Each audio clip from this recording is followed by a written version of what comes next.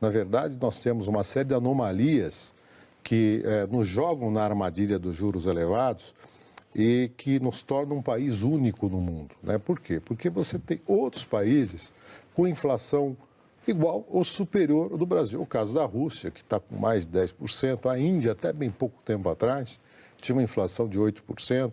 Ou seja, você tem uma série de países em desenvolvimento que, na média dos últimos 2, 3 anos, tem uma inflação parecida com a do Brasil, a própria África do Sul. Agora, qual é o nosso drama? O nosso drama é a combinação de um processo de indexação muito forte dentro da nossa economia, uma estrutura de dívida pública muito da mão para a boca. Ou seja, nós temos uma dívida de curtíssimo prazo que é renovada praticamente no dia a dia, no overnight, né, e que exige taxas de juros muito elevadas. Então, esse tipo de anomalia nos joga nessa percepção de que só se resolve inflação via taxa de juros. Se cria uma convenção, como diria Keynes, ou um falso consenso de que essa é a melhor alternativa, né? Enquanto, na verdade, para a situação brasileira, ou o Brasil, só nós estamos certos em elevar a taxa de juros, ou o mundo está errado, porque os 25 países mais relevantes, ou seja, G20, mais 5 países, esse ano, por exemplo, não elevaram a taxa de juros. Pelo contrário, a grande maioria reduziu a taxa de juros. Só um país está elevando a taxa de juros, que é o Brasil. Queria só o Brasil é o país que tem inflação alta, né? Se você subir taxa de juros na Europa, seria obviamente um contrassenso. A inflação deles está abaixo da meta. Subir a inflação mesmo nos Estados Unidos, subir a taxa de juros, perdão, mesmo nos Estados Unidos, é uma discussão hoje que eles estão pensando em fazer ou não. Talvez façam, talvez não. Dependendo, mas eles estão com inflação abaixo da meta. Quer dizer, a grande maioria desses países, né, mesmo os países da América, você falou alguns que estão com inflação para cima, se sequer tem regime de metas para inflação, né? Quer dizer, a Índia, Deus sabe como é que faz. A Rússia, que é uma bagunça, não diria nem dizer institucionalizada, porque nem capacidade de institucionalizar ele tem agora. Você vai pegar México, Chile, Colômbia, está todo mundo com inflação muito bem controlada, obrigado. E aí ele consegue, obviamente, baixar a taxa de juros. O fato é o seguinte, isso é resultado, sim, dos nossos erros. Se a gente tivesse controlado a inflação quando teve chance, agora a gente estaria com as expectativas devidamente no lugar, estaria cortando o juro quando a inflação estivesse caindo. O fato é o seguinte, a inflação não está caindo, a inflação está subindo. E ao subir, a inflação você tem que lidar com isso. Ah, mas o juro no Brasil é muito alto. Não, o juro no Brasil é muito alto. Agora, por que o juro no Brasil é alto? Será que isso tem alguma relação com a dívida pública, como é a posição do Lacerda, que, aliás, mudou bastante de composição? Ela, de fato, ela era rolada quase que integralmente no overnight há alguns anos, mas, na verdade, hoje a maior parcela da dívida é pré-fixada ou indexada. Então, já alterou a estrutura da dívida e continua precisando de juro alto? Ou isso tem a ver com o fato de que nós temos um volume extraordinário de crédito subsidiado no país? Vamos lembrar, o BNDES sozinho tem uma carteira que equivale a 12% do PIB. Carteira de empréstimos do BNDES equivale a 12% do PIB. Isso era 6% do PIB em 2008. Então, de lá para cá, a gente aumentou, a gente dobrou como proporção do PIB a carteira do BNDES que oferece juro abaixo da inflação. Quer dizer, eu queria tomar dinheiro do BNDES. Se me dessem chance, eu só reclamo porque não me dão dinheiro. Porque eu queria tomar dinheiro a 6% com inflação a 8%. Na prática, o governo está te dando dinheiro de graça. Isso não tem nenhum efeito na taxa de juros que os outros têm que pagar para compensar o fato de que alguns que têm as conexões políticas corretas conseguem tomar grana de graça do BNDES. Não é nem de graça, eles estão sendo pagos para levar dinheiro para casa. Pô, eu queria ser pago para levar dinheiro para casa. Professor Lacerda, você acha que o BNDES está exagerando na dose ou é um jeito que o governo encontrou, seus defensores dizem isso pelo menos, de garantir algum tipo de investimento, acesso a crédito? Na verdade, a pergunta que nós temos que fazer é como é que estariam os nossos investimentos, né, infraestrutura e produtivo, sem a figura dos bancos públicos. Porque é o seguinte, dá licença, um momentinho. Espera aí, senão fica desigual. Então é o seguinte, você colocou várias questões, veja, a questão do BNDES, a TJLP é que é abaixo da inflação, mas você não toma recursos abaixo da inflação. Por quê? Porque tem o spread, tem uma série de outros fatores. E depois é o seguinte, não é um subsídio, porque, na verdade, eu tenho que olhar isso em termos internacionais, né? Então, não posso usar comparação internacional só quando interessa. Então, comparar crescimento da economia, aí sim, eu vou comparar com Índia, com Rússia. Não, inflação não, porque é diferente. Taxa de juros não, também não.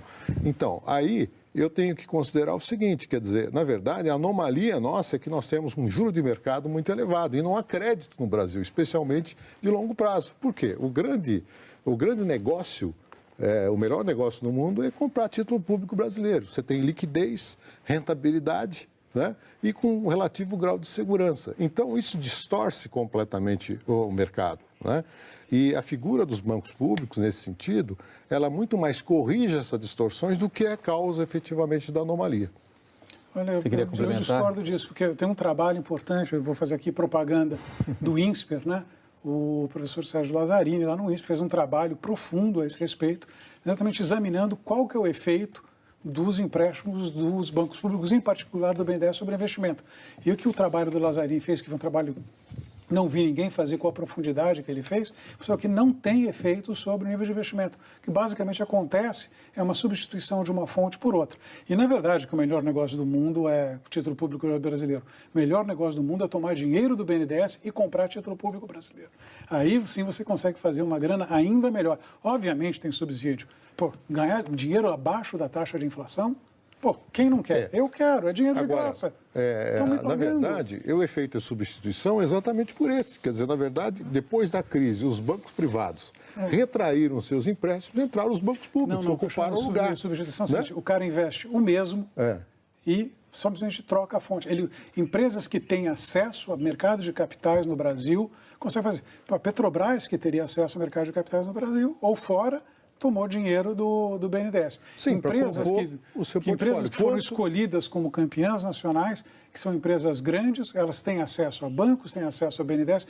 Os bancos contraíram em 2008 e 2009. Ali fazia sentido para o BNDES. O problema é que a gente não fez 2008 e 2009. A gente continuou em 2010, 11, 12, 13, 14 e 15, o BNDES expandindo sem parar o balanço dele. Sim, para empresas que tinham condições de tomar esse dinheiro fora. Mas então a gente tem que separar as duas coisas. Então, no momento em que houve um excesso, pode ter ocorrido, mas teve um momento que foi fundamental. O momento que teve o excesso foi de 2010 a 2015. Então, 5 anos de excesso para talvez um ano que esse negócio estivesse funcionando direito. Você teve todo o efeito da crise ali, pelo menos 3, 4 anos, onde o papel do BNDES foi muito importante. Uma outra pergunta que eu queria fazer é o seguinte: que setores produtivos ou de infraestrutura oferecem a taxa de rentabilidade compatível com o custo de crédito do país ou de financiamento? Então, quer dizer, a única forma de você viabilizar investimentos é você criar um mercado de longo prazo com taxas de juros compatíveis com a rentabilidade. Eu sou totalmente a favor de criar um mercado de juros de longo prazo. Uma das coisas para a gente criar um mercado de juros de longo prazo é tirar o juro subsidiado da frente, porque daí a gente vai ver qual que é o juro de longo prazo de verdade no Brasil. A questão é só de a TJLP só é longo prazo no nome, ela é repactuada a cada 3 meses. Claro. Isso aí não é um mercado de curto prazo.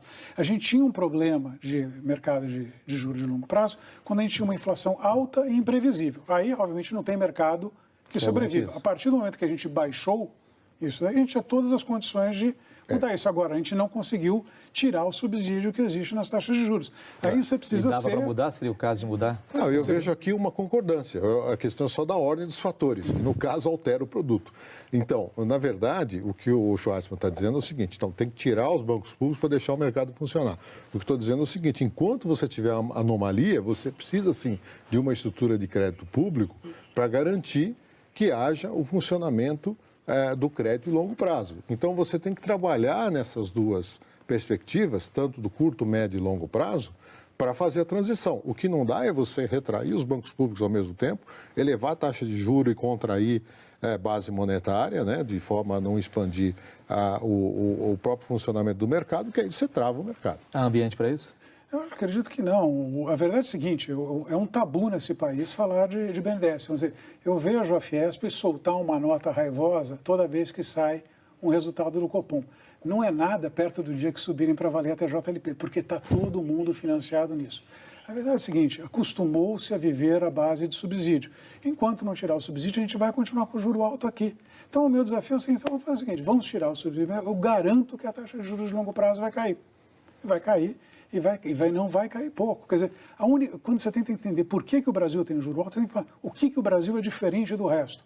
O Brasil é diferente do resto porque nenhum lugar do mundo tem o volume de crédito subsidiado que tem no Brasil. Não é verdade. Não é verdade. Você pega a China, a Coreia do Sul, são países que praticam taxas de juros muito baixas, próximas de zero para investimento em bens de capital, investimento em infraestrutura, e muito mais subsidiada ainda.